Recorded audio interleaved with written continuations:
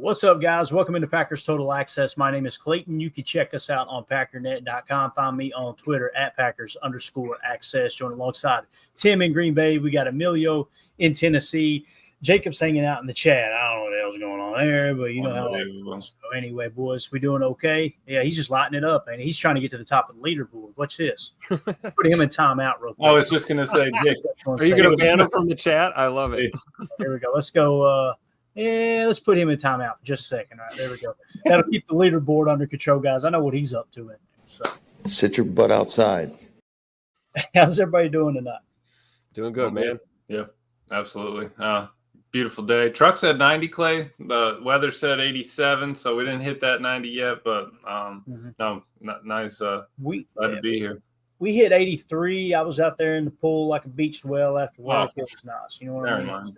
Doing the thing. So it was nice. It was very nice. Got a few topics. Emilio, I know you got to cut out early.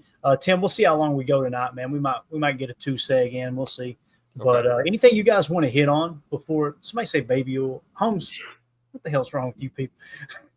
Anybody got anything they want to hit on before we jump into the topics here? I know you, Emilio, you've probably been handling the most immature person in the chat is the medical doctor. He literally is a medical doctor. Is he really a doctor? That's what I need to know, because I believed him early on.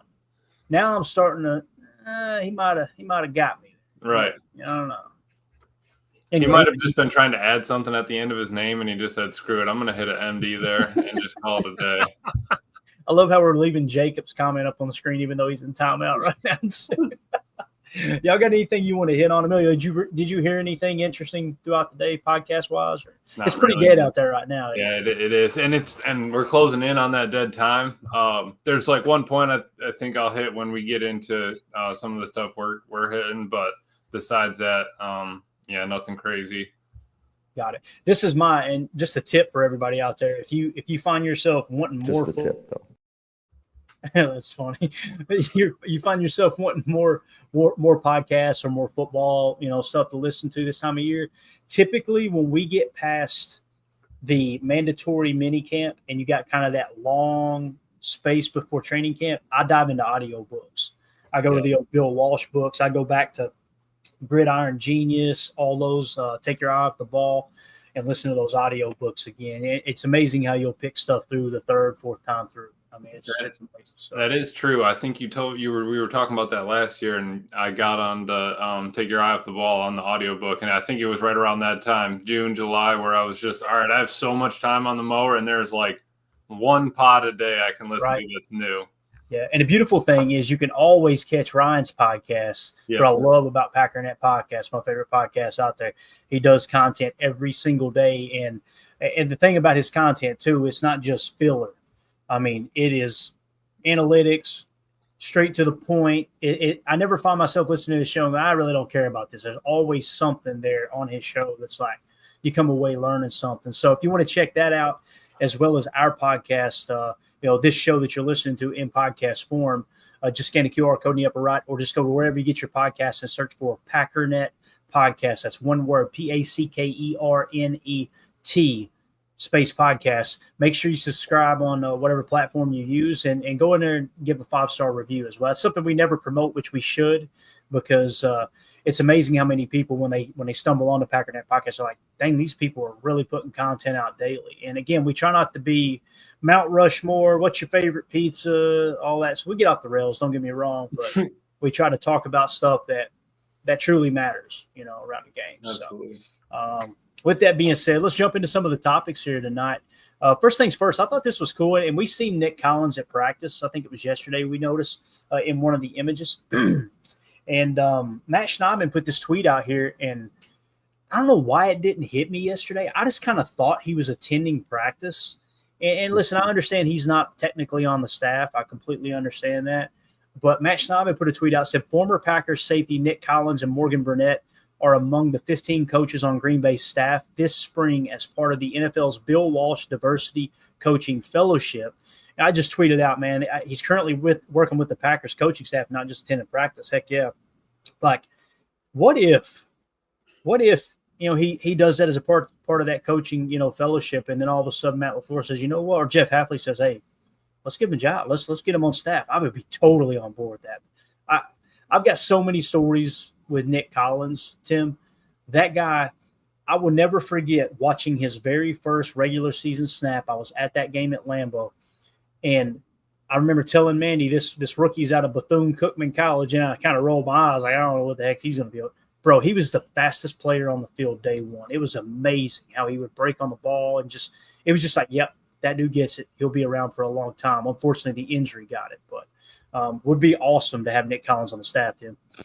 Oh, yeah, I agree. And, I'll tell you, Nick Collins and Morgan Burnett are among my favorite players ever to play in the secondary in Green Bay. I mean, we can talk about Leroy Butler and Charles Woodson, and, we can go down the gamut. But, in recent memory, I was always a huge Nick Collins and a Morgan Burnett fan. Losing Nick Collins to injury really sucked. And the fact that he's back in the building, I can see why you might have thought, hey, it's just, a trip down memory lane or a visit to the facility to say hello and spend some time. But lo and behold, these guys are actually a part of this coaching fellowship program, which is awesome. So I think you're right.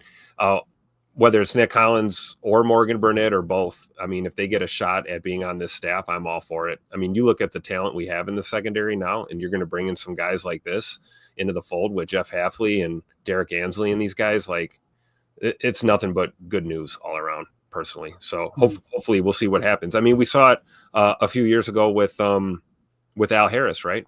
He got a shot as I believe he was part of that coaching fellowship program before he became a coordinator himself, passing game coordinator. So I think this is a good step in the right direction, and it's keeping a fresh crop of veteran players that aren't physically playing the game anymore, but giving them an opportunity to stay in football down the long haul. So I think it's a good thing. Yeah, for sure. Absolutely. I think that's a great point, Tim. I was this was really the only thing I got from the pods today. We're listening to the Love the Star pod, the Cowboys podcast. Brian Brodish was talking about how the Cowboys' new head coach Schottenheimer is bringing in old Cowboys players like Michael Irvin and stuff like that to get them to, be in contact with the players, ask them questions, see what's going on, get different points of view. How did you handle this back in the day? How did you handle growing up and like playing in the NFL, things like that? I think that, something like that really does kind of, help the team, because you're bringing back, obviously Green Bay has a bunch of history, but you're bringing back recent history, guys that have literally been in your shoes, played that spot. And it's not just like, it's not just a random coach or anything like that. He was talking about how Bill Parcells used to bring in former Giants to the Cowboys, and they were like, why are you even bringing in former Giants to try to talk to us when we literally just despise that team? Like, that bring back that kind of, that one team mentality. It's for Green Bay, it's for the Packers, and it's for everybody that you're playing with. Doesn't matter the year. And I really think it's awesome. We got a young secondary that can ask a lot of questions. I'm sure X even has a couple for them, but a super young secondary that we can really pick their brains at, add some things. He could probably get talking to Coop, everybody like that. So always something to learn. Yeah, I immediately thought when I seen Nick Collins out there and then seen this tweet from Matt Schneidman, I thought that's the same path that the Baltimore Raven Ed Reed took, right? And he's in coaching now. Ed Reed was – Bill Belichick talked about Ed Reed being just the sharpest player he'd ever coached against. Like, and then I think there was an NFL Films documentary that it was called Bill Belichick, a Football Life 2-part series, where they followed him throughout an entire season. And seeing Tom Brady game plan against Ed Reed and the respect they have for him, like Nick Collins had that same type of trajectory. Like people look at Ed Reed like he's untouchable, and I don't want to say he's untouchable, but I can understand why people feel that way. I mean, he's a freaking Hall of Famer, right? Nick Collins was on pace to be that same type of player. How many Super Bowls does Ed Reed have? I think he only has one, I believe, right? Because when Ray got the second one, that was later on after Ed had left, I believe. I could be wrong there. But Nick Collins was, he's got a Super Bowl ring, and this dude was just, pick 6 in the Super Bowl, all the things you look for in a big-time player. I mean, that guy's he's a real deal. So when I seen that, I thought Ed Reed, this might make a lot of sense, man. And no better way to get back into the game, obviously, with the career getting cut short like that.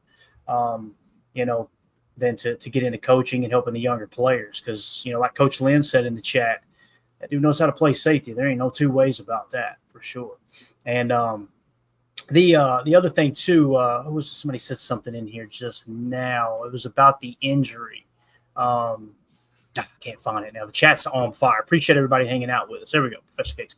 Nick Collins' injury literally hurts my soul. Yep. It's why when players hold out, like, I try not to hold a grudge. Like, it's like, man, you got to understand. And, Wildy has told this story, Jason Wildy, that Nick Collins thanked him for kind of going to bat for him in the media that year, because he kept trying to say, hey, listen, this guy, you never know what's going to happen. Lo and behold, he holds out, gets a contract, gets that payday, and then the next year his career ends with an injury.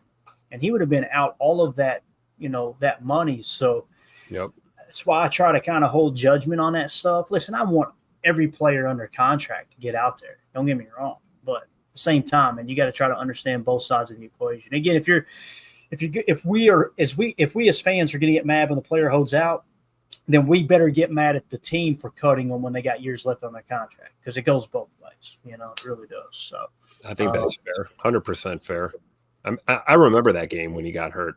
One of those freak things. It wasn't a dirty play. It was just him trying to go in there and make a play, and just your heart stops. You literally you just stop and you look, and it's scary. It's terrifying, and you feel for these players, because you're right, Clay. Like, what will we be talking about if he never signed that deal? Like, it's tough, and it has to go both ways. You can be a fan and defend the team. We're fans of the team first, players second, right? Players come and go, the team stays. Okay, I get it, but respect is a two-way street, right? And everything else in life goes both ways, right? So if you're going to call it one-sided, you got to apply it both ways. So I'm with you on that one, Clay. I don't know, Tim. It's 2025, man. There's only one way to skin a cat in 2025. You know what I mean? PETA might be all over me for that comment. I was just joking. It was just a joke. Calm down. But no, it does seem like in today's society, it's like, if you don't believe the way I believe, you're a moron, and I'm removing you from my life, rather than us sitting down and going, we can agree to disagree. No big deal. Yep. So Holmes MD1 says Butler hit as well. I wasn't a Packer fan when Leroy Butler's career came to an end. I don't believe. I'm not sure how long he played. I don't remember him being on the Packers when I became a Packer fan back in 2003. I think it was 2002. Did he have a career-ending injury too, Tim? Do you remember? Do you guys know I know Emilio don't know the answer to that, because he was. I don't know if it was career-ending injury or injuries led him to just retire, hang it up. I can't confirm that. So gotcha, got it. But yeah, I mean, nonetheless, there, man. Boy. Holmes just brung up Sharper. I don't want to get too deep into the weeds here. He said, sadly, Sharper and Robinson were good as well. Safety room resembled jail cell, LOL. He said, Leroy Butler, no, he didn't have an injury. I meant he lit guys up. Okay, gotcha. So the whole 2001, Clayton. Leroy retired in 2001. Sense, right? Yeah. I remember him in the 90s. Like, I remember being like, this dude's a dog. Like, he was unbelievable playing down in the box. They flex him to the nickel every now and then as well. Like, he would do all kinds of stuff. But back to that Darren Sharper comment. I watched a documentary the other day. I knew he got put in jail, and it was kind of a weird situation. It was just almost like he got tried real quick and he was gone. I never really looked into it. I looked into it the other day and watched a documentary. Man, that got dark quick. Holy cow. That was tough. That was a tough watch. Because I remember him being just a dominant player, both for the Packers and the Saints, and not that football should ever be more important than the stuff that's involved in that whole trial and process. But that blew me away. I was like, maybe that's why I don't hear about it. And I'm not going to give details on here. It's not this kind of show. I'm not here to drag people through the mud or anything like that. But it was just like, whoo, that one took me off guard. Best thing about Darren Sharper. Yeah, Clay, the best thing about that was that video that dude made. The one that made the Greg Jennings right. with the broken leg. Darren Sharper, one of the hardest hitting safeties in the league. Like, that was the peak. Yeah. I think it's a great example, though, Clay. Like you said, you can be a great player, but if you're not a great person, it's going to show. It's going to shine through. And It's sad. We look for both, right? We like great people and great players in Green Bay. We talk about what the Packer mold is, right? And character and things like that. Not to say that good people don't do bad things or make mistakes, but yeah, I mean, we don't have to go into details. It's public knowledge. You guys can Google it. You know what's going on with him. But I don't think, that being said, yeah, one of the hardest hitting safeties we've had, obviously, but certainly gets dark pretty quick when you start Googling Mr. Sharper, right? Yeah, that documentary was put together really well. I thought about doing stuff like that on the channel, like little mini documentaries, like a 15, 20-minute clip of, hey, here's the story of this player, here's the story of that player, here's a controversial moment in Packers history. Here, there's a couple channels I like that. I just can't bring myself to do it because I want to focus on positive stuff if at all possible. And we get off the rails in here and we joke a lot and this and that. But it's all in fun. It's all in, we're here to have a good time, cut up. We make fun of ourselves. We make fun of each other. I don't want it to turn into a channel where it's like, oh, here's the depressing topic. Let me spend 20 minutes of my life. Because I got done with that documentary and I was like, man, I just want to go to sleep. Like, I don't want to deal with anything. It was that bad. I felt really, really bad the rest of the day. You'd like to think that kind of stuff doesn't happen. Goodness, I guess it does. So anything else on Nick Collins? I will wrap it up with this way. Nick Collins is a real deal.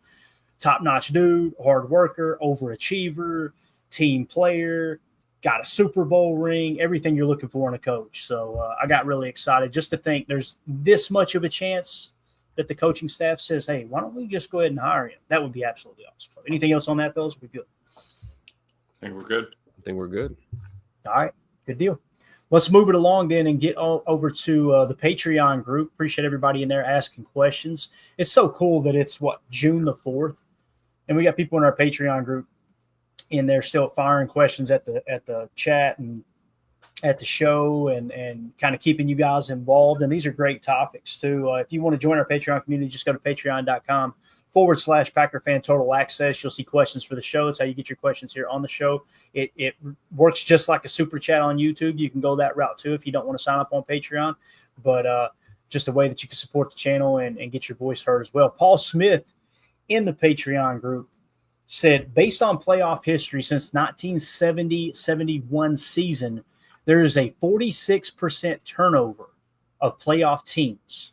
Last year, that percentage was 29% with only 4 teams turning over. So I'm thinking across the entire NFL, more recently, there were only 4 teams that made the playoffs that dropped out of the playoffs. Is that how you guys are reading that stat there as well? Is that how we're on the same page, right? I think so. He said that's the 5th time under 30% in that same time period. If this reverts back to 46%, then there will be 6 new teams in the playoffs this season. Which teams do you see fall out of the playoffs from last year, and what teams will replace them? It is hard for me to find more than 2 or 3 teams, but history tells me something different will happen. Why don't we meet in the middle there? Okay, if we said it would be a 4-team turnover, but it's normally 6 teams. Let's go with the 4. 4 will be okay. If you guys want to hit 6, that's fine too. What I did was I attached here a couple of images, and just for quick reference, here is how the NFC resulted last year. Okay, so obviously playoffs. Don't talk about. Starting with the 1 seed, you got the Detroit Lions, 2 Philadelphia Eagles, 3 Tampa Bay Buccaneers, 4 LA Rams, 5 Minnesota Vikings. I already got one of my teams. 6 Washington Commanders, 7 Green Bay Packers. Okay, so those are the 7 teams that made it in the NFC. Since the Packers are in the NFC, and then we'll jump over to the AFC in a minute. Let's start here. If you had to pick, let's say, if we're going to go with between 4 and 6 teams, let's say 3 teams from each conference. Okay, let's do it that way. All right, Emilio, I'll start with you. If you had to pick 3 teams out of these top 7 that are not going to make the playoffs this year, based off the limited knowledge we have of those teams, obviously we cover the Packers mostly here. Who do you think they'd be? And if you can only come up with one, name that one. What's the top one that comes to mind? So 3 of the ones that have already made it do not make it next year. I would say Minnesota and LA Rams would be my 2 off the bat. But if I'm going for 3, I might as well throw Tampa in there, because I really think that with that Rams division is going to be kind of tough there. And if Tampa doesn't come out and ball, I think that division's a little open too. Yeah. Tim, do you want to go now, or would you like me to go? He's off screen. Don't worry about Tim if you're busy, man. No, we're all good. Boring answer. I agree with Emilio. I think maybe the shot in the dark, honorable mention, possibly Detroit. Scumbags. I hate them. Can't stand them. They've got no bias whatsoever. New OC and new DC, right? There's no guarantees in this league, right? So I would probably pick them, but I think Emilio's right. I would go Vikings, Rams, Tampa, and then if I had to pick a fourth, possibly Detroit. Probably doesn't make it. I think Washington is surging, man. I really do. I think the Commanders, they might be the 5, 6, or 7 seed again this year in the playoffs. Yeah, for me, the first team that came to mind was definitely the Minnesota Vikings. And the main thing for me there is the quarterback position, right? You got a first-year starter. The amount of folks that think they're just going to be just as good as they were last year, and I'm not talking about Viking fans. I'm talking about national media guys. I'm like, so quarterback y'all are that sold on J.J. McCarthy? Like, that's mind-boggling to me. Now, the L.A. Rams, you look at the record and you think either them or Tampa, but I don't know, man. I'm kind of high on Tampa. I think they're an ascending team. I don't look at that team and go, man, they're really old. They're liable to hit the wall. It kind of feels like Baker Mayfield hit his stride last year, and they'll probably continue that. But the L.A. Rams, I think they still got Stafford. They added Devontae Adams, right? They already have Puka Nacua. Secondary is rough, though, Clay. Their secondary is what you said? Second, and if Jalen Ramsey goes, gotcha. They're going to be in rough. That was my only kind of pushback on it, where because I could see Seattle maybe taking a step or something, or that's what it comes down to. We're basically talking about the NFC West, aren't we? That's right. Yeah. Right? So who would be most likely to win the NFC West? The LA Rams or the Seattle Seahawks? Right. Possibly the Cardinals, maybe. Yeah. The Niners could bounce back too. So I hope it doesn't happen. I hope they sink on out of sight, but you know how that goes, man. And I've been very vocal about Brock Purdy. I think Brock Purdy's a damn good quarterback. And I know most Packer fans disagree with me. That's totally cool. But if you start right there at the most important position at quarterback, who has the best quarterback in the NFC West teams, right? So let's start it off with, like we said, the LA Rams, Matt Stafford, who's won a Super Bowl, right? Mm-hmm. Still playing at a pretty good level, right? The next one will be the Seattle Seahawks. Their quarterback, Sam Darnold, okay? So you got Matt Stafford, Sam Darnold, you've got Kyler Murray, and then you've got Brock Purdy. If I were to rank the quarterbacks I just listed off, it would probably be Matt Stafford, Brock Purdy, or Brock Purdy, then Matt Stafford, right? They're the top two. So I would probably have to go with either the LA Rams or the San Francisco 49ers winning that division. That's the way I would go. So, again, the point of this segment wasn't to all right, let's all make our concrete predictions. Just let's have a conversation about it. I thought it was a fascinating topic brought up by Paul. So, yeah, I think the NFC West is going to be kind of up for grabs this year, and obviously ours is as well. But I'm kind of excited to see what happens over there. Yeah, for sure. Let's hop over to the AFC real quick, and I don't want to spend a whole lot of time here because I know people aren't too interested in it, but going from the seeds 1 through 7, Kansas City Chiefs, Buffalo Bills, Baltimore Ravens, Houston Texans, LA Chargers, Pittsburgh Steelers, Denver Broncos. All right. So if we were to say 2 to 3 teams would drop out of those top 7 there, what comes to mind for you, Tim? I'll let you go first this time if you want to. There's a team just jump off the page to you here. No, I would say 0. All that's going to change is the seeding. Maybe people shuffle around. I guess Cincy and Indy, maybe bounce a team like Denver or somebody. I don't know, I'm not sure. But to me, I think the AFC is it's tougher to predict. I feel like those are probably going to be your playoff teams again. Yeah, and for me, Emilio, I think Pittsburgh, if Aaron doesn't sign there, then their quarterback is who's that knucklehead that got the helmet bashed over? Mason Rudolph. Yeah, that their starting quarterback as it sits right now because they let Justin Fields walk, right? I know it, man. That was The one that got the helmet patched over it. You know what I'm talking about? Yeah. Rock'em Sock'em Robots Yeah, there oh, by yeah. Miles Garrett, right? Or not Rock'em Sock'em, but what's the thing where you got the little mole or whatever jumping up your whack-a-mole, Oh, right? whack-a-mole. Yeah. Yeah, like the old whack-a-mole there. No, but I think you're right, Clay. I would have picked Steelers popping out to me, and then I would say probably Houston, and then I would probably say Chargers if I had to, just because I don't think Baltimore and Lamar's going anywhere. I don't think Bills and Josh are going anywhere. Kansas City, possibly, but I'm still not sure on that. And with Denver, I think they might be climbing more than anything. Yeah. I don't know if they're going to be dropping out. I really do think Sean got them going last year. Yeah, and you think a first-year quarterback, rookie quarterback last year, he's going to be even better this year, I would imagine. Right. So, yeah, for me, it would probably be Pittsburgh dropping out. Now, even if Aaron is the quarterback, look, I'm not going to sit here and kid myself, and say that Aaron is playing MVP level Aaron Rodgers football, right? That was not the case. However, he's not as bad as the haters would lead you to believe. Yep. They would definitely be a better team with Aaron instead of Mason Rudolph. However, last year they had Russell Wilson and Justin Fields. So I think we would all agree Aaron would be an improvement over them. So you would think they could probably hold off the Bengals, although Bengals got some problems too, man. They really do. Like when you look at their first-round picks holding out, Trey Hendrickson, they pretty much screwed him. They told him last year, next year we're going to give you a new contract, and now they're just not even returning his phone calls. So it's like that's your best defensive player too. So I don't know, man. You almost feel like Indy has a better chance of squeaking in, right? Yeah, possibly, right? And they got didn't they sign Daniel Jones? Am I thinking right? I think they signed Daniel Jones. I believe so. They still got Anthony Richardson. Yes, but they did. Anthony Richardson's one of those guys that he's built like a Greek god, but that dude, I'm telling you, I was very, very critical of him coming out of college, and I usually ain't like that with a rookie because anything can happen.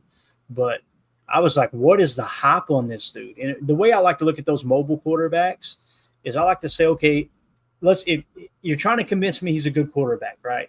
Yes, he's got that. If you remove the scrambling ability, where would you rate him? You'd rate him at the bottom of the league. Yeah, okay, so I was listening to I think it was the All 32 pod. He was saying Anthony Richardson. I think it was Anthony Richardson came out. He only had two buttons on the controller: scramble and deep ball.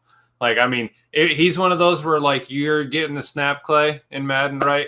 Give me the right trigger. I'm just bootlegging out to the right side. I'm seeing what opens up. Okay. Yeah, I'm with you. But I'll tell you one AFC team that we're probably not going to see in the playoffs is Duval. Tim, they got an uphill battle, don't they, man? I was just about to hit you with that one, Tim. I was literally clicking it. Shout out to the Jacksonville Jaguars making the cover of Madden with Saquon doing the reverse hurdle over them. Now, they're probably not going to have the logo on there, but the cover of Madden 26 has got Saquon doing that reverse hurdle. Of course, you go back and look at it. Yeah, it was Jacksonville. Of course, it was Jacksonville. It wasn't Savage, was it? Who was it? Who was? That's a great question, Tim. That would look up the jersey number. That wouldn't surprise me one bit, man. Anything else on this topic, guys? Again, I thought it was an interesting question there from Paul. And normally we don't hit this type of stuff, but hey, he's a member of the Patreon group, and appreciated the question there. Anything else on there? We good? I think we're good. Let's move on to the next question here. Jerry in the chat says, wanted to let you know that I saw Malcolm of Big Mac's Breakdowns talking about rookies on Cheesehead TV, and he may have solved the mystery of Savion working out in a red shirt. They must be thinking of him as a Wildcat quarterback. Now, she did the smiling little symbol there. I don't know if they're joking or not. It crossed my mind yesterday. I almost said it on the show. Like, I wonder if they're giving him a little bit of look in the back. And I thought, I ain't even going there. I'm not going there. The thought of taking Jordan Love off the field to run a Wildcat package, you know, likey that, Jan, at all. So, what do you guys think? Have y'all heard anything else on the red jersey or no? I'm going with he missed the Senior Bowl because of a shoulder, right? And maybe going into going through OTAs, moving around, maybe he tweaks something and they're just precautionary. It is kind of weird because there's no contact pretty much at all right now anyway, right? Like nobody's hitting each other. They might be hitting a sled or a tackling dummy or something, but I don't think anybody's going full contact. But maybe, I think, both could be true. Maybe he's got the red jersey on because he's got a sore shoulder, or maybe they are looking at him as a, QB number 4 or 5 or whatever. I don't know. We've seen it on tape though. He can throw the football, right? He can hum the tater. He can. He can, yeah. He's a quarterback coming out of high school, if I remember correctly. So. Yep. Yeah, I honestly, maybe Matt's going to do something like that, but even still, why would he need to throw on the red jersey in OTAs? There's no tackling. You know what I mean? So I think it's probably more injury related, if that, or they just we couldn't even get one from the pro shop. We just ran out of jerseys, just stitch an 84 on that red one and give it to it. Like, you know what I mean? They're just get it over with. But I did look up. It was Jarian Jones on the Jacksonville Jaguars, number 22. They got reversed. All right. Darnell's safe then. Savage is safe right now. All right. That play, by the way, listen, I'm not here to try to talk up Saquon, but I've been watching football a long time. I have never seen a player just so naturally, not concerned whatsoever, spin out of a tackle and just know that someone's behind him about to lay him out, and him jump and throw his legs up in the air and completely hurdle him in reverse. I was just like, watching their sideline react to it too was hilarious. They were like, what the hell was that? Yeah. That was the third broken tackle. He juked that first guy, Right. spun off the second one, saw the next dude come and just said, I'm not going to turn around in time. Might as well hit that Y, hit the Y button. Crazy. Drew D in the chat, good to see you, buddy. He says red jerseys are common among players with injuries. Yeah, it's got to be what it is. And again, Jerry was just saying what was mentioned over on Cheesehead TV. So appreciate you mentioning that. Like the replacements, Danny Bateman, just red means stop, like a street light, right? Yeah. Yes, Danny. Wasn't he like a SWAT cop or something? Yeah, he was a SWAT cop, and he just drills Flacco on the first day of camp. Chris in the Patreon group says, I might owe Kenny the Skylark Clark a big apology. Is he talking? What is the Skylark, man? We talking about the big car, the big boat? The old Buick Skylark? Is that what that's got to be what he's meaning, right? Yeah. That's funny. We got the Skylark, and we've also got Escalade, right? So we're good. We're getting that's all a car battle down. I mean, that's a good one down in the trenches. Yeah, man. General Motors, baby. Let's go. Sponsor the show. Chris said, I might owe Kenny Clark a big apology. Me and other Packer fans with the thinking emoji. We'll see. I hope so. Obviously, talking about the injuries, right, that he was dealing with last year. And I'm going to be completely honest, man. Yes, the injuries affected it. I think it does answer that question of why they had him playing so much touch spy. But at the same time, I'm not going to sit here, not that Chris is, but I'm not going to pretend that Kenny has been dominant the last 3 or 4 seasons. It's just not happened, right? Not since Mike Pettin left. So that's where I'm kind of still in that camp of you got to show me type thing. Not that he cares what I think, but I'm just saying, like, if he goes out and balls out this year, grades out in the upper 70s in PFF and ends up, 5-6 sacks and, a 10% plus pressure percentage, yeah, I'm back on board. But one thing about Kenny, though, man, he's a leader. And I'm always going to say that no matter how bad he's playing on the field. Mm-hmm. That dude is a leader. And the fact that he's got those youngins together, watching tape and creating that camaraderie there in terms of the defensive line room and all that, man, it's something that's very valuable to a football team. There's no two ways about it. So he also said, did we get any answers on our missing 7th round offensive lineman? Anything on him, guys? John Williams, right? The most common name in professional football, John Williams. No, he must have got scared. He heard Travis was his competition. Just not heading out there for that. You're hearing this too.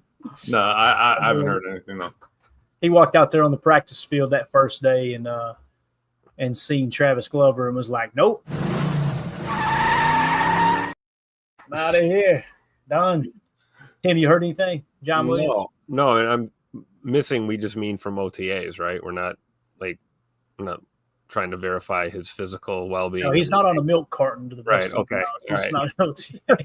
Just wanted to make sure, like if dude's missing, maybe we should go know. look for him or something. But no, I haven't heard anything new. No. There might be a new season of Unsolved Mysteries out, so we'll watch and see if that's part of it, right? Maybe John Williams is missing out there. So anyway, no information there, Chris. Appreciate everybody with the questions for the show. You guys and gals are awesome. Anything you guys want to hit on before we jump into the next topic? Emilio, how long do we got you for, man? Might be a little bit longer, so we can keep hammering it. All right. Like 8:30. So what we'll probably do is we'll just kind of run straight through the break, and I'll just break it up. Just know if you're listening to this on the podcast, you're going to get an abrupt end to hour one, and then we'll jump right into hour two. We might be able to catch it and break it up a little bit, but wanted to get into this information. We'll see how long we go. But I put this together over on our Patreon page. Again, you can find this. You get early access to all the stuff that we're going to hit on the show. I just put together the PFF lineups. You guys remember me complaining last year that they didn't have the lineups visible on PFF only during the year when you could show the matchup between this week's opponent? Well, they changed that this year, Tim, and it's awesome. So they already got everything in the system, right? And this might be a little bit hard to see. Maybe I could zoom in. If you guys can't see the numbers, you let me know, and I'll read them off to you. But what I did was just threw these graphics together and also listed the percentage in which – actually, let's just go full screen. We don't have to worry about any copyright here. That might help a little. So in terms of personnel, let's start there, okay? We ran 11 personnel 67.09% of the time. That was 13th most in the NFL. Again, 11 personnel means one running back, one tight end. That's 3 wide receiver sets. And then we ran the nickel 4-2-5, 65.25% of the time. That was 4th most in the league. Now, typically you'll match 11 personnel with nickel. That's why we group those together, right? However, there are some teams like the Philadelphia Eagles, they very, very rarely come out of their nickel defense. So they'll run nickel sometimes when a team's in a 21 or 12 personnel. But I'm wondering if Green Bay might have pressed into that a little bit, because in the middle of the season, I'm looking more at like route combinations, passing concepts, zone blocking scheme as opposed to duo and this and that. It's very rare I'll look at it and go, okay, what personnel did we match up with there? But do those numbers catch you guys off guard before we look at the grades here and what our lineups look like? With us running 11 personnel 67% of the time, and nickel 4-2-5 65% of the time. I think the nickel 4-2-5 stands out to me. And I know we'll get down further in the article when we break down, looking at the rest of the defense, versus 12 personnel and then base defense. Hafley's first year as the DC, there was a lot of emphasis on switching to the 4-3. We're going to, be super aggressive up front in the trenches, rushing the passer constantly. And lo and behold, we fall off into nickel 4th most in the league. So I think that one probably stands out the most to me. Emilio, this is what we talk about all the time. Like when it comes to defense, it's easy to go, we need a third linebacker. We need another linebacker. The reality is the large majority of the time they're on the bench, I live in nickel. Absolutely. I mean, you want 4 defensive linemen that can actually rush and get home. If you go to, 3 defensive linemen and 6-7 DBs, then you're kind of messing around with it. One thing I did know, Daryl, thank you for pointing that out. We are here. Both of these numbers, Clayton, are above 65%. 65%. That's what You're an amazing person. You know that, don't you? That's so true. Mark, what a guy. But yeah, I think that's a great point, Tim. And you really do live in that all the time. The only other things you're going into are, dime, your base 4-3, and then goal line. It's not like you're getting a bunch of crazy looks. Maybe Hafley throws some of those in this year, but it's different than, maybe a new formation on offense if you haven't practiced it and repped it and know the rules and all that stuff. So right. Yep. Jerry in the chat says, are 11 and 12 the only personnel sets run? They are not, Jerry. They are just the ones that we run the most. Like if I go all the way to the bottom, we'll come back up here in a second. If you look here, personnel tendency for offense, the Packers ran 11 personnel 67% of the time. They ran 12 personnel 24% of the time, and they ran 21 personnel 5% of the time. They went uncharted 12, which I'm not sure exactly what that means. That might be like a 12 personnel with an extra offensive lineman. Right. there's a 13 personnel where it's one running back, 3 tight ends. That's typically like your goal line set. They only ran that less than 0.5%. So they went empty 0-1 there, or I'm sorry, not empty 0-1, but 4 wide receivers, 1 running back. I mean, no running back, 1 tight end, right? Sorry. So it is an empty set, like an empty flex trade type look. They ran that 0.29% of the time, I believe it was. And then, of course, you've got an 0-1 there that's got a mark next to it. I'm not sure what that mark means. I didn't grab that off the key of the website. But to answer your question, Jerry, the predominant personnel is 11 personnel at 67%, 12 at 24, and it drops all the way down to 5% with 21. And I don't even know if that 21 was charted with Jaden Reed going into the backfield. Like sometimes some sites will chart that as 21, even though he's technically a receiver, but he's going into the backfield to play running back. That makes sense. So they probably do it by positional alignment, right? That's probably how they're looking at it. That to me, that would make the most sense, Tim. But you never know, man. Different sites are, they're different. Because they could be looking at it like, okay, he's on the roster as a running back. He's just on the field right now. They could look at it like that too. So, but yeah, I mean, 11 and 12 is where we're living. I'd love to see a little bit more 2 running backs. Sprinkle some of that in there. But is that pony package? Are they considering that 11? So that's where you kind of right. And again, if you think, okay, they did not chart pony package with 11 pony, which is Jaden Reed in the backfield. If they didn't chart that as 21, they are talking about those times that we ran pony package where it was Josh Jacobs and Chris Brooks, right? To me, that's a true 21 person. Yep. So, all right, back up to the top here. So again, great question though, Jerry. Thank you for asking that. There's your personnel ratings. Now let's look at the player ratings here. Okay, so this is on the bottom, you've got our 11 personnel, and then at the top, you've got our nickel 4-2-5. Now listen, this doesn't mean this is exactly what the lineup's going to look like. Obviously, they got Jair starting here, and we don't even know if he's going to be on the team. We should find that out next week for mandatory minicamp. I think a decision we'll know by then, I believe, whether they're going to be able to work that deal out or not, I would imagine. But here's how they've got the nickel set up for us, okay? So they've got it listed as outside linebackers at defensive end. Keep in mind that should be defensive ends on the outside now that we're in a 4-3. I don't know who's running PFF, but, boy, they're struggling over there. They're no longer outside linebackers. They're technically defensive ends on our roster, okay? So Rashawn Gary and Enigbare is who they've got as our starting defensive ends, okay? Keep in mind, we all know LVN gets more reps than Enigbare, so take that for what you want there. Kenny Clark and Devontae Wyatt in the middle. And you see Devontae Wyatt, guys, he's trending upward. 66.4.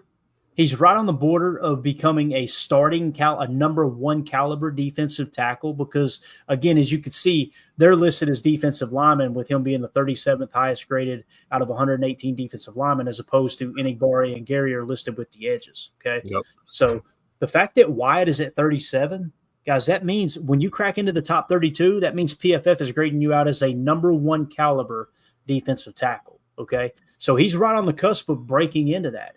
This could be the breakout year for Devontae Wyatt, man. That's the big thing that stood out to me on the defensive front.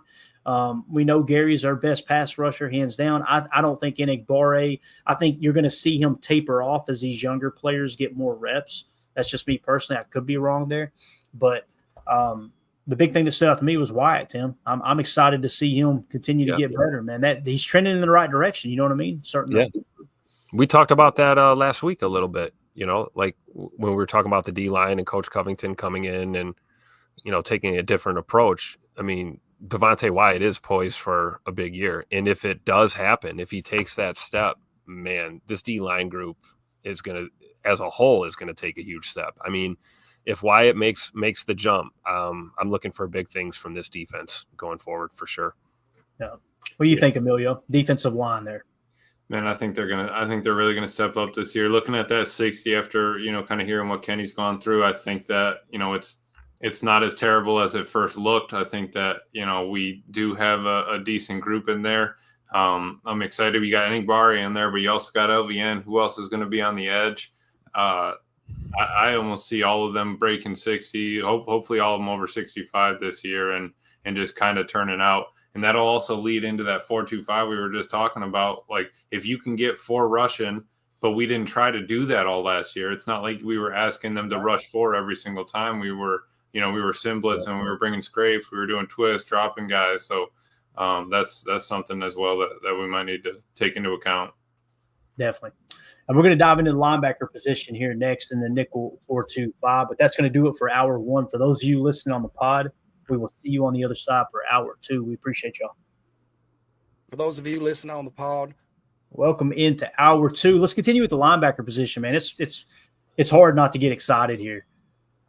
You've got our boy, Edgerrin Cooper, 85.7. The 5th highest graded linebacker in the entire NFL last year. Next to him, you got Quay Walker, right? He graded out at a 57.2. He was 63rd last year in the NFL. So what does that mean? He's right inside starting caliber across the league, right? Because, again, there should be 64. There's 32 teams, two inside linebackers, everybody's nickel defense. So he's barely made the cut in terms of, okay, he's a starting caliber linebacker. And this is PFF. It's not everything. It doesn't mean that Quay Walker's a bum. This is just their metric. Just a big contrast there between Edgerrin Cooper and Quay Walker. The thing that I see when I see Quay Walker's grade here, Emilio, is I think, man, if he just takes a step up into the mid-60s, how much better is this defense going to be if Edgerrin Cooper stabilizes? I don't expect Edgerrin Cooper to grade out in around an 85 again. I'm expecting him to drop into the 70s, maybe upper 70s. There's going to be a little bit of that. I think there'll be a little bit of that sophomore, I don't want to say slump, but a little setback. I know this. If he grades out 85 or higher this year, he's on a trajectory to be a Hall of Fame top player. There's no doubt. It's crazy. Yeah, absolutely, Clay. To that point, I was there's been like some videos showing up on my feed of Ray Lewis and Ed Reed, and like Ray Lewis just giving speeches about like motivation and like chasing that dream and greatness, and talking about Kobe and the Mamba mentality, all that stuff. Dude, what if we have something like that with Cooper and McKinney? Yeah, I want Quay to step up, and I want that linebacker deal because that's where we're going to get our speed from the middle. What if Cooper and McKinney are that kind of Ray Lewis, Ed Reed of our Packers, generation now? Like, if we could have both of those guys firing on all cylinders, have one at each level, and then we're working through that D line just humming right along, I think that's a complete possibility. And they are the only ones at that 85 number, or 84, 85 number. I think that's a complete possibility. And just imagining having that kind of tandem back there would be amazing. Yep. Tim, what do you think, man? No, I agree. I think that's a great point, Emilio. I can see that because you're strong on the back, you're strong in the middle, and then we just talked about, Devontae Wyatt, LVN, these guys taking a step in the trenches. Now you got yourself one of those complete defenses, right? And that's what you're talking about when you talk about those old, mid-2000s Ravens defenses, right? I mean, just solid front, middle, and back end. Really hard to score points on teams like that. And when you've got those, two kind of key guys, you just put the pieces in around them and build up your squad and go. And I think that's a great comp, man. I could totally see that, and, I'm a big Quay Walker fan too. I wanted him to pop more than probably anybody else. But, if Quay's kind of where he's at, I'm sure there's still a role on this team. But maybe he's not that, featured guy in your linebacker room. Maybe it is a guy like Edge Coop. Who knows? This year we're going to find out, though. I'll tell you that. Because like Clayton said, we might see a little regression, but I don't think it'll be much, if any. And hopefully it's a pleasant surprise that he grades out even higher than he did last year. And it's another step. So, sky's the limit for this defense. But, when you got pieces like that in place, you've got a chance at winning it all for sure. Yeah. Everybody in the chat, too, along with Ron Samble, seemed to feel really, really confident that Cooper's just going to stabilize, man. I hope you guys are right. That'd be absolutely awesome. He says Cooper very well could grade in the low 80s. Again, his understanding of the defensive confidence would be greatly improved. Also, Ron, putting on that extra weight, too, maybe feeling a little more confident at the point of attack, that type of thing. And not that he didn't look confident last year. I mean, that dude would attack the line of scrimmage like it was almost to the point where you could tell the coach was like, hey, Cowboys, slow down a little bit, okay? Let's play within the scheme here. I know. Right. And remember, they only had one game where they were both starting last year together. That was the last game of the season, the playoff game against Philly. One game where they both were on the starting lineup. So that's again something that we were chasing all year to see what it could be. You got one look at it and not even a full complete look, right? So I really am excited for that. Yeah. Holmes says, I think Quay is going to have a good season. Again, it's like there's nowhere to go but up, right? Like, I mean, I could see it being something that he takes a step into the 60s. And will it be enough to warrant giving him a contract extension without letting him test the market? I don't know. I think if Quay hit the market, he would get a lot more, kind of I don't know. I just think he would get a lot more than what we would probably be willing to give him at this point. However, they have expressed that they're interested in re-signing him. So I agree with Holmes, man. Like, can you imagine if Quay does have a great season? Oh, the sky's the limit, dude. And then Cooper takes that step. Devontae Wyatt takes the step. Yeah. Oh my goodness! And what if they get him? What if they get him locked up before then, too, Tim? Maybe they're working at it. On the way as we're kind of coming into the season or something. They get him locked up, and he does have a good season. Then you're like, okay, I got a screaming deal on that one. Yep, absolutely. All right, let's move back to the safety position. Then we'll come back to corner. Man, another strength in this defense, and you're noticing something here too. Like, I want you guys to key in. If you can see my cursor here. When I talk about where I've got positions on tier of importance, I say edge defender, right? Gary is grading out at 73 last year. He led the team in sacks. He led the team in pressures. He led the defensive line in run stops. He graded out, the 28th highest edge defender, although I would disagree with that grade. I think it should have been higher. So there's a tier 1 position. And then defensive tackle as well, right? 3-tech. Look at Devontae Wyatt. He's trending in the right direction, a 66.4. But that's why I was saying go get a 3-tech in the draft if the right one falls to you. Like, try to get it in free agency, whatever you can do. Imagine if you had Devontae Wyatt next to a 75-plus player. Now you're like, okay, defensive tackle is locked down. But again, tier 1, and then tier 2, middle linebacker, right? Look at Cooper. Tier 3, safety.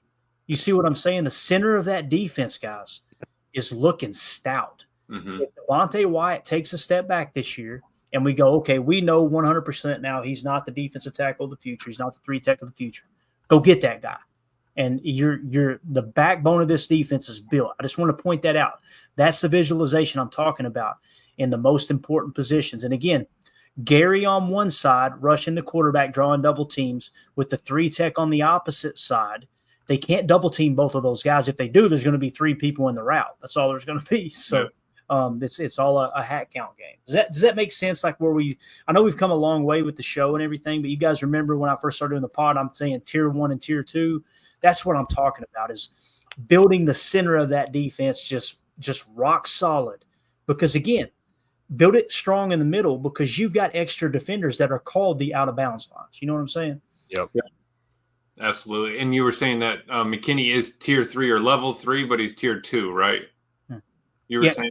Yeah. No, it's a tier 2 position. Yeah. Okay, gotcha. So basically, post safety. Now listen, in the NFL today, they're interchangeable. We've talked about that, right? Mm-hmm. But the point is, at any point that you felt like you needed to cover deep center and the middle of the field underneath, you've got Edgerrin Cooper patrolling underneath in the middle, and you got Xavier McKinney you can put over the top down the seam. Now, you may go into a game, Emilio, and you don't want to put him there, right? Mm-hmm. You may say, hey, look, this is one of those games we need his presence underneath. They like to hit a lot of spot plays and spacing and things underneath.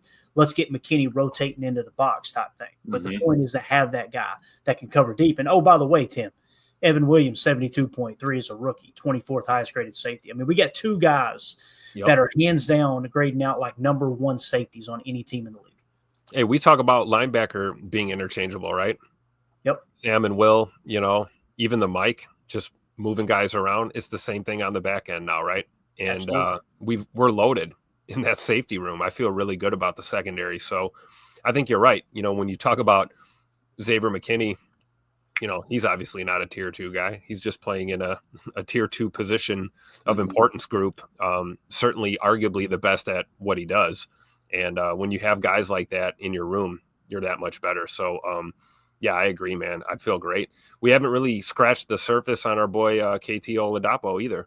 I mean, there's depth. I mean, we saw a little bit of Zane Anderson last year, and we all got a pretty happy awakening when we realized that dude is more than a special teamer, and he can actually go out there and play the safety position effectively. So there's a lot to be excited about back there. Yeah, absolutely, Tim. I think that's a great point. The fact that he's at the tier 2 position, but McKinney legit is a tier 1 player, because Wes and Mike were talking about how McKinney wants to wear that gold jacket at the end of his career. He's playing for, obviously he's playing for the Packers, he's playing for a Super Bowl, but he's playing to better himself each year, to better his teammates. He wants that gold. He wants to be just ingrained in the NFL, and I love that's his drive, that's his goal. You got to chase something. It doesn't always have to be Lombardi if you want to set a personal goal. Perfect. Because as you're chasing that, you're going to bring, the team with you. So the fact that you got a guy like that, and now he knows that he's the mentor in the secondary room. He's teaching all the young guys, like bringing in, like you said, Oladapo, get Bullard going, Evan Williams, keep him going, all that stuff, coming from just a genuine guy. Yeah. And moving on to the cornerback room, again, this is how they've got it laid out, although I think based off of OTAs, and granted, it's just OTAs, and Matt LaFleur did say in the presser the other day the same thing that we've been saying on the show, that, hey, look, don't pay any attention to who's getting reps with the 1s and the 2s. That stuff does not matter right now. It doesn't. They're trying out different – there's different workload assignments. Some guys are maybe a little bit banged up than others. Others might be a little behind the 8 ball in terms of learning the scheme. Hey, let's get them out with the 1s today, get them some extra reps so they can get the scheme out. There's a lot of things that come into play there. But nonetheless, what PFF has got listed, Jair Alexander and Nate Hobbs on the outside. So it'll be a 75.2 for Jair. He was the 19th highest graded corner in the league. Nate Hobbs at a 61.4. He was the 72nd highest graded corner in the league. And then, of course, in the slot, they've got Javon Bullard. Now, at OTAs, they had Nate Hobbs playing in the slot, and they had Carrington Valentine and Keyshawn Nixon on the outside because Jair isn't there, right? And then, of course, whenever Nate Hobbs would come off the field, because I think it was he missed for a personal matter yesterday, they brung Javon Bullard back into the slot. So it does feel like Nate Hobbs, as it sits right now, will probably be the slot corner in our nickel defense, and Javon Bullard will be the backup slot. I like the fact that you got a guy that was your starter last year has now been pushed back as a backup. It just shows you how much more faith they've got in Nate Hobbs if that does hold true when they get to training camp. And again, why is this important? Because once again, we play nickel 65% of the time last year. So this is the defense we're going to be in. And you could tell that they went into free agency, Emilio, looking to build this roster out to, all right, let's build around nickel and let's build around 11, Mm-hmm. Yeah, I think that kind of just comes back to that point of like you need to plan for anything moving forward. So you don't want to have just one, and you don't want to be a one and done. You don't want to have just one option to go to. You need to have a little bit of backup. That's why we beefed up the old line. That's why you go out and get Hobbs to set the floor. Okay, you find one corner at the end, right? We're not even talking about any of the ones we brought in. You still got safeties on there, but you still need depth because guys get injured, guys get hurt. You got to rotate. You could have Bullard could be your big nickel, Hobbs could be the the little nickel. All that stuff that could come into we're talking about nickel 4-2-5, but there could be 5 different groups of guys going in on that 4-2-5. You could have your big, you could have your small, you could have your speed, you could have pass rush only, extra coverage, take out a linebacker. You could do 4-2-5 and take out a linebacker. You're basically in dime, but if someone wants to play, someone wants to step up and fill, you can do that. So I think that there is going to be a lot of options for half, and I think that we are going to need this, the depth. Absolutely. I'm happy that Goody and the team chase that. Yeah, and Tim, looking at the depth chart here from our lads, and again, this is an old one. We need to get it updated just in case things have changed. But I will say this kind of held true in terms of the OTAs and who was out there with the 1s. They've got Jair Alexander and Keyshawn Nixon as the outside backers there, right? They've got Nate Hobbs in the nickel. So they seem to kind of predict that's what was going to happen in OTAs, right? Now, Jair's not there, so we've seen Carrington Valentine come on the field with Keyshawn Nixon and Nate Hobbs in the slot. So Carrington Valentine would be next up. And then they've got Micah Robinson listed with Kalen King being the next nickel. Now, obviously, that's Javon Bullard there. So I don't think they truly see Kalen King as the number 2 nickel. I mean, who knows on down the line. But in terms of the cornerback room, at left corner, they've got Jair Alexander, Carrington Valentine, Isaiah Dunn, and then Kazir Brown. On the right side, they've got Keyshawn Nixon, Micah Robinson, Caleb Hayes, Tyron Herring. And then at the nickel spot, they had Nate Hobbs, Kalen King, Kamal Haddon, and Jonathan Baldwin. Although I think we would all agree Javon Bullard would be leapfrogging Kalen King there in that backup nickel spot. What do you think, Tim? And I can just tell me if you need me to drop the step chart down. I thought it'd be important to kind of look at this so we can see it as a whole over the top of the PFF. Yeah, no, keep it up, please. It's great reference. And shout out to our lads, like, unofficial, way too early kind of depth chart here, but at least it's kind of something to work with. I was kind of in the camp of, for a while they're really thinking that there's an emphasis by the Packers staff to, make Javon Bullard a safety. Like, they drafted him to be a safety. Mm-hmm. He's in a crowded safety room. I don't think Javon Bullard saw Evan Williams coming for that job. And Evan Williams just broke out as a rookie, had a great year. So, I don't think Evan Williams seen it either. Yeah, exactly. So like, man, this ain't really hard. Yeah. So, like, that being said, I think that maybe I don't think they are trying to force him into that room. I think they're going to ask him to be a safety and to be a slot corner when called upon. And, we talked about the struggles he had in coverage on the back end after playing so much slot and then being moved back to the safety position when Williams got hurt. I think that's going to be the norm for him, perhaps going forward, is you have to be versatile to find a role on this team. And hey, like I said, cut down day, that's going to be really interesting when we get down to that final 53 this year, because there's going to be some heads that are going to roll. They're going to have to. And there's just not enough room for all the talent that we have. So when you look at that secondary, I like Bullard as the backup slot. I really do. Me too. Kalen King, I think, can play there too, but that's just like me wanting to believe that. I don't think we've seen anything at the NFL level to think that like he's a reliable number 2 slot corner. So having Nate Hobbs makes things that much better for us. Another killer move by Goody in free agency to secure a guy like that, because if in fact we don't have Jair Alexander, I don't think that, all hell's going to break loose in that cornerback room, because of the stability that, Nate Hobbs brings to the table, and then allowing these rookies to continue to develop, rookies and second year guys, So I think it's a good thing that we have going. Definitely. Absolutely. All right. Let's move over to the offensive side of the ball. And Amelia, you just dip when you need to. If you're in here, I'll ask for your input. If you're not in here, it's totally cool, man. Moving on to the offensive side of the ball with the 11 personnel here. This is what PFF has listed from left to right on the offensive line. They've got Rasheed Walker, 68.7, Aaron Banks, 65.4, Elton Jenkins, 65.7, Jordan Morgan, 59.2, although, somewhat minimal snaps there. They didn't have a ranking. And then Zach Tom, 85.8. My God, man. 6th highest graded tackle in the league. Amelia, when you look at this offensive line, dude, the big one, you look at Aaron Banks, go, is he worth all that money? I mean, he was the 33rd highest graded guard, but he only gave up 1 sack last year, I believe they said. So obviously they're prioritizing pass blocking with a big body guy that can move as well. I mean, there's plenty of footage of him in Kyle Shanahan's zone blocking scheme, just like similar to what we run. Getting out in front, getting to the next level, digging out backers and safeties out of the secondary. So what do you think of that O-line, though? I feel like that's probably what it's going to look like if they do get the contract thing situated, right? I think so as well. And I mean, I've been saying it from the beginning. We need to build that wall up front, protect J Love, protect Josh Jacobs. The fact that wall is now the biggest and thickest that it's been for I don't know how long. Like we haven't had offensive line with this kind of size. Thick.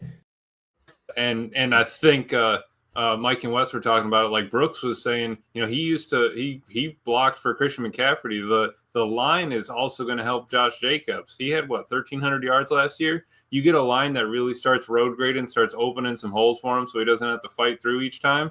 I mean, this thing could really start humming. Protect Jordan Love at all costs and just clear holes for Josh Jacobs. That's all I'm asking you to do. It doesn't have to be perfect, but again, let's hold the line. Let's work on the silent count and keep the penalties to a minimum, I would be completely happy with this line. If we can get Josh Jacobs over 1,500 yards and Jay Love, throwing for his 35 to 4,000 and sacked only a handful, 20, 25 times, something like that, I'd be ecstatic with what Goody did to bolster it, saying, hey, why, we were all wondering why'd we bring in that guard. But if Brooks does it for us for this year, that's perfect. We'll get the other guys, trained up, learning, and we'll move forward next year. But I think that it was the right idea to get a baseline, just like we did with Hobbs, and then kind of move forward from there. Yeah, Tim, when you look at this offensive line, the three players that I think are the names you're going to hear the most in the training camp battles when you're out there this summer, boots on the ground, Rasheed Walker, Jordan Morgan, and Anthony Belton. And here's what I mean by that. Yep. They're saying that Jordan Morgan and Rasheed Walker are going to be competing for left tackle. Well, if Rasheed Walker wins that battle, which I kind of expect him to, although you would love for your first-round pick to be your left tackle, it feels like Jordan Morgan's going to settle in at right guard. But they're saying that Anthony Belton's going to be competing at right guard with Jordan Morgan and Sean Ryan. No matter who wins that battle, this offensive line got better this offseason. That's exciting because you got more depth now. Now if an Elton Jenkins or a Jordan Morgan or somebody gets hurt, you're going, let's say it wins out like this, Tim, exactly how we got on the screen. Okay. If Jordan Morgan goes down with an injury, then you got the starter from last year, Sean Ryan, stepping right in. You see what I'm saying? And you've got Anthony Belton, a second-round pick, who's a mauler, right, who played left tackle that they're looking to flex or to move around inside. You feel really good about the way this offensive line stays. And Jordan Morgan can play tackle in a pinch if for some reason Tom goes down or something, Absolutely. And I remember when we had the Aaron Banks signing and we kind of speculated right away, like, oh, Elton Jenkins going to center? Is Elton going to center? Right. I mean, you bring this guy in and it's like it makes perfect sense. Yeah.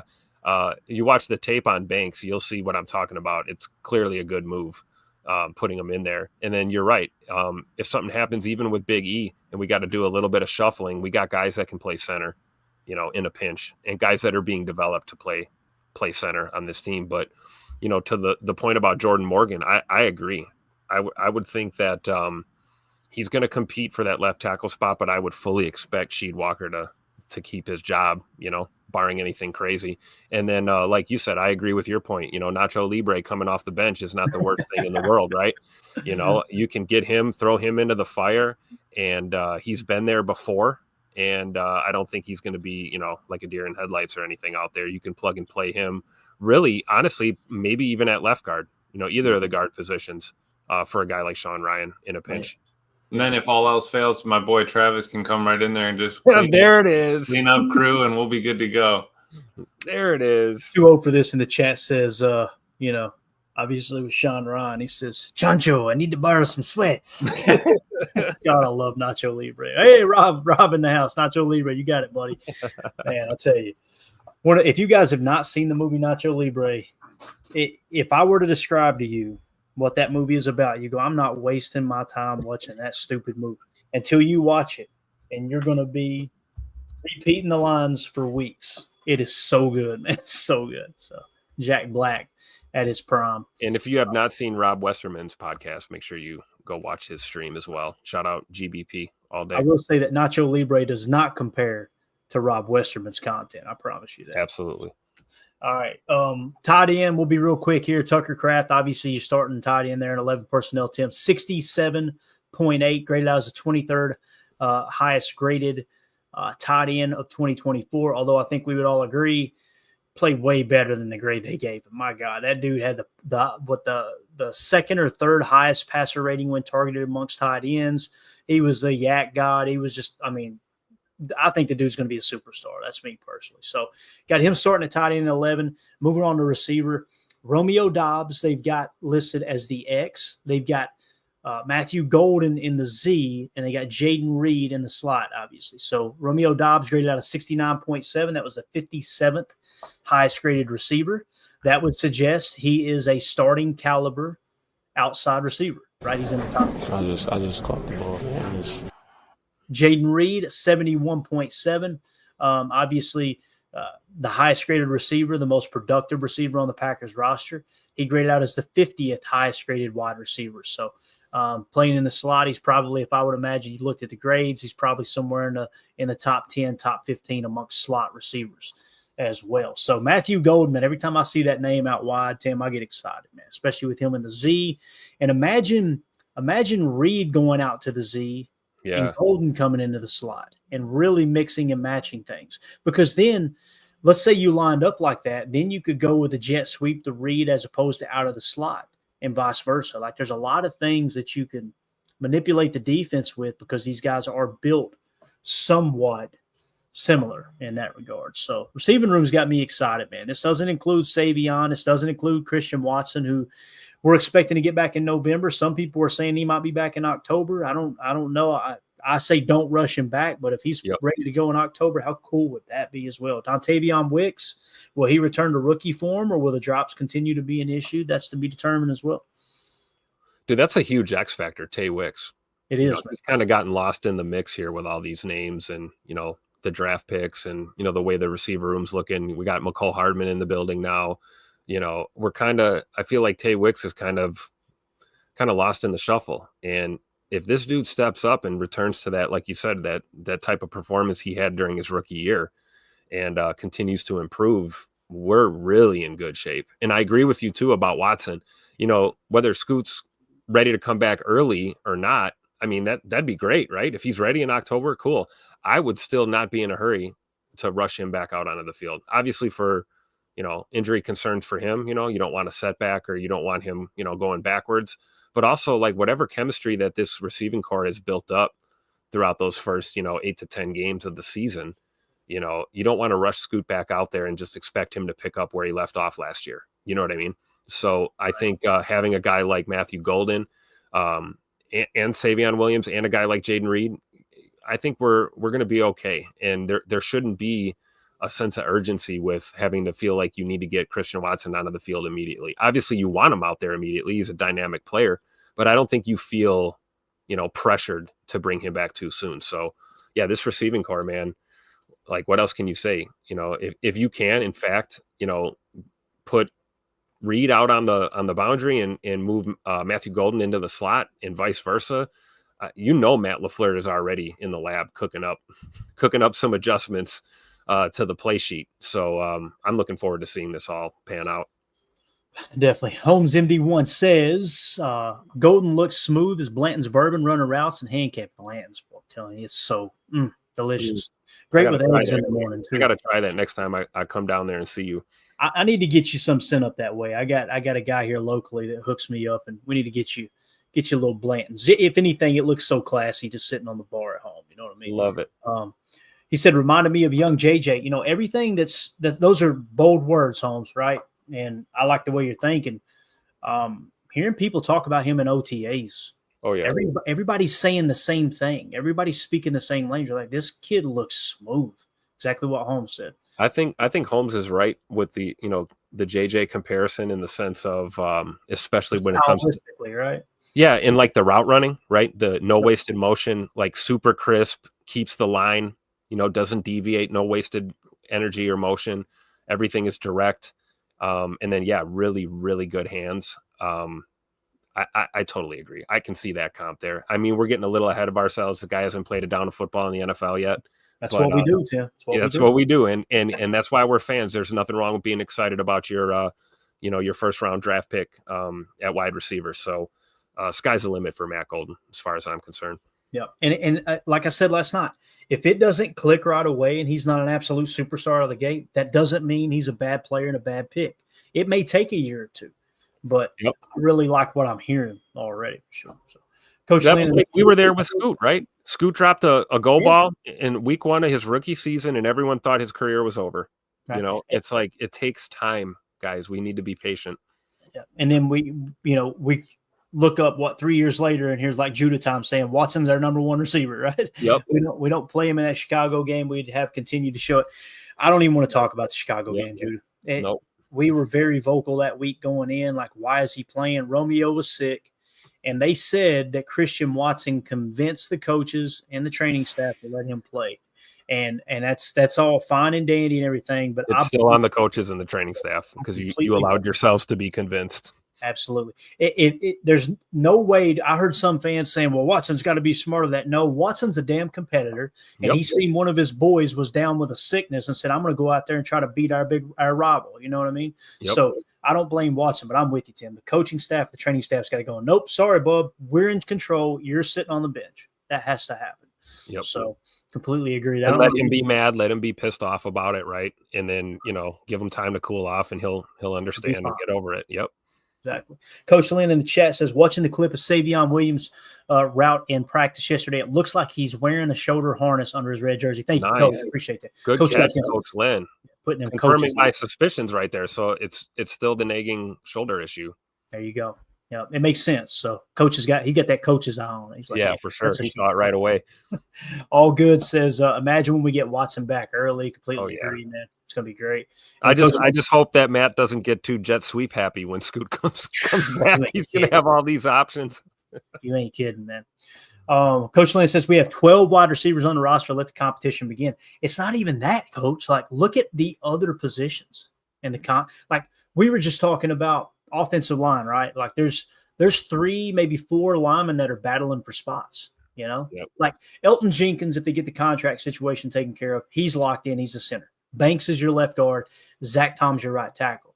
Right guard and left tackle, it's a competition between 4 players. So you got competition there, Tim.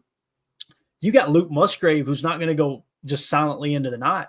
Tucker swooped in, stayed healthy, and took that job from him at tight end. Luke Musgrave going to have a little chip on his shoulder too. He's going to be looking to prove some people wrong. That you think he ain't heard everybody calling him, not everybody. You think he ain't heard the stupid Packer fans calling him soft? He's going to want to go out there and perform. And then, like Coach says, with the wide receiver room, look at the defensive side of the ball that we just covered. My gosh, like when you look at the edge defenders, we're talking about Gary and Lucas Van Ness along with Enigbare, right? Now, think of Barron Sorrell we just drafted. Think of the Colin Oliver tape we watched the other day. Think of Brenton Cox Jr. Brenton Cox Jr. led the team in pressure percentage in terms of anybody who wasn't a stack backer. Like the defensive lineman, Brenton Cox Jr. got more pressure on the quarterback according to NFL Pro. It was Brenton Cox Jr. and then Rashawn Gary. Now, Rashawn Gary had more sacks, obviously, but Brenton Cox Jr. had a higher I want to say that he was it was less than a full % difference, but he was higher than Rashawn Gary on pressuring the quarterback. Gary was well over 13%, which you guys know anything over 10% is really good. So you got competition there, Tim, at the edge position. We talked about the cornerback room. You add Nate Hobbs into the mix, right? And you've got, like I said, Bollard's going to be battling for that slot spot. You got Keyshawn Nixon trying to prove his worth on the outside. Carrington Valentine led the team in passer rating when targeted. This is not including Jair. If Jair's here, my gosh, you're going to have these guys. They're going to be clawing and battling for those other spots. And not to mention you bring in Isaiah Simmons at linebacker, who could potentially battle with Quay Walker as that second linebacker in the nickel 4-2-5. And he's damn sure going to compete with Isaiah McDuffie. That's already starting in terms of the 4-3 base. For sure. Talking about the competition, and Coach Lynn's right. I mean, look at the wide receiver room. That's the one that sticks out the most probably, right? But you brought up tight end, man, and happy belated birthday to Ben Sims, man. Just turned 25 years old. Do not forget about Ben Sims. Yeah, he's solid player. Yeah, he's solid, right? And we know in that tight end room, it's Tucker Kraft and everyone else, right? Okay. Luke Musgrave, maybe he takes a step in the right direction this year. Another great thing that could happen for this offense. But I look at Ben Sims, man. I feel like the tape on him last year, man, he played some damn good football for the Packers. And he's a guy that I'm looking forward to seeing out there this year at camp as well. Yeah, no doubt about it, man. Let's see here. Chase Green in the chat. Good to see you, buddy. He says, I would like to see Quay in coverage. Let Cooper and McDuffie tackle in the box. Completely agree, Chase. I would like to see Quay covering the seam, when we're playing those Tampa 2 looks. And who knows, Hafley may get completely away from Tampa 2 this year, but we played quite a bit of it last year. That's what Quay does well, is covering vertically, right?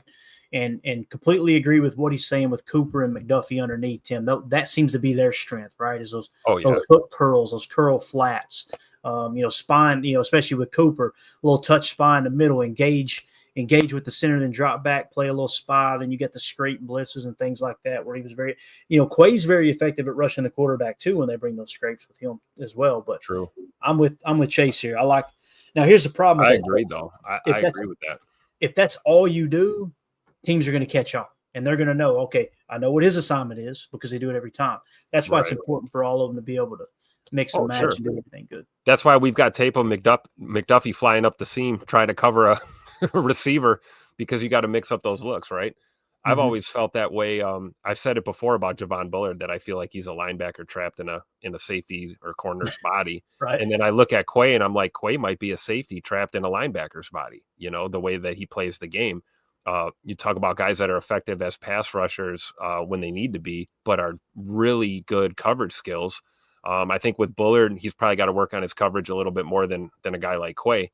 Yeah, man, full circle, Quay needs to take a step, right? We were looking for it last year, and I don't think he took it.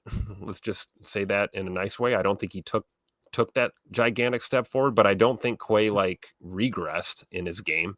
I think it was kind of more of the same. Maybe he's plateaued at this point in his career, but I certainly think year 4 here in the starting lineup, this is a make or break year for Quay Walker for sure.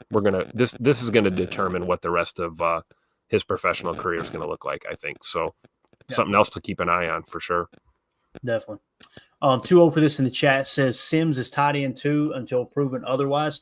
I want to agree with you, 2-0 for this, but man, it's been a second-round pick on Luke Musgrave. They're going to give him every opportunity possible. There's no two ways about that. Yep. I'm with you. I kind of agree about the whole Sims thing. Like if we scroll down to 12 and we're out of time, we'll just hit this real brief here.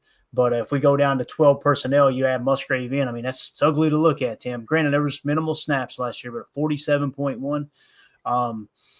I think Musgrave's way better than that. But the grade is the grade, and I think we would all agree he has not performed like a second-round tight end so far. So I can understand where 2-0 for this is coming from. But if I had to bet the farm, put a little money on it, 2-0 for this, Musgrave's going to be tight end 2. Probably. And Sims would be 3. I would think. Right. And that's how the league works, man. Draft picks, that speaks volumes, So hey, lucky for all those guys and those old linemen included that they got Josh Jacobs in the backfield. Makes it pretty easy. He's a guy that you can half-ass block and he's still going to find a way to turn it into 30 yards upfield. So takes a little pressure off your tight ends and your O-line having a guy like Josh Jacobs around for sure. Yeah, no doubt about it. All right, guys. So again, we get the efficiency charts here in this article as well. You can find all this at our Patreon page. Just go to patreon.com/PackerFan Total Access or scan the QR code in the upper right. $3 tier gets you access to everything there. If you want to be generous and go one of the higher tiers, we greatly appreciate it, but don't feel obligated to do that.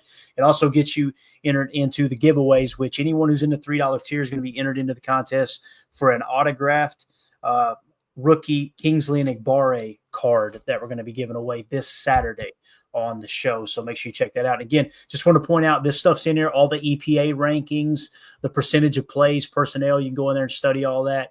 And we also gave an explanation of what EPA is. I know people have asked that question before. Here's a detailed breakdown from the 33rd team, just talking about how EPA is charted and how everything kind of comes into focus there. It's essentially a grading scale where they can take every player, look at the specific situation, and come up with a point value attached to every single play. It's essentially grading every play based off of the specific situation. So all that is right there, easily accessible, along with those PFF grades charts and everything in our Patreon group. So, Tim, you got anything else, Bob? Anything at all? I guess shout out our other giveaway, the Dorsey Levens jersey. Absolutely.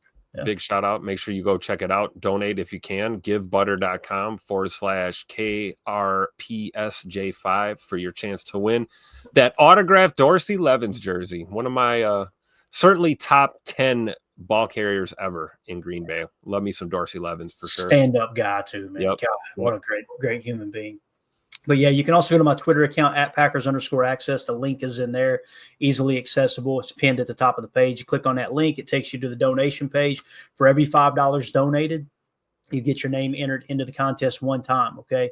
And same as we do our other giveaways, we'll take everybody's name. We'll, duplicate the names that donated more money and put them on the wheel, and we'll spend that sucker in July. It's going to run all through the month of June. Let's blow their minds. It's just a great cause. over at My Autism Connection, building hope, community, and independence for autistic adults. Just a way for us to be a blessing to other people and give yourself a chance to win an autographed jersey. That I purchased that jersey. It's got the certificate of authenticity, the sticker, all that stuff from pristine auction. So everything is legit. And yeah, you want to donate to a good cause, you give yourself a chance to win that. So, and like we said, the best way to support what we do is patreon.com/Packer Fan Total Access. Tim, appreciate your time, Bubba.